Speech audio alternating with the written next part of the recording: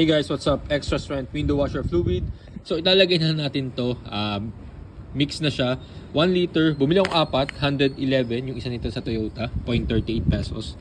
So yan, kasi lagi naman tayo napunta sa Toyota. Along the way lang din siya. So minsan na-drop by tayo dyan. So 4 yan. So para na kay Wico. So ito, ubos na kasi eh. So na-drain na. To the point na na-drain na. So yan, lalagay lang natin.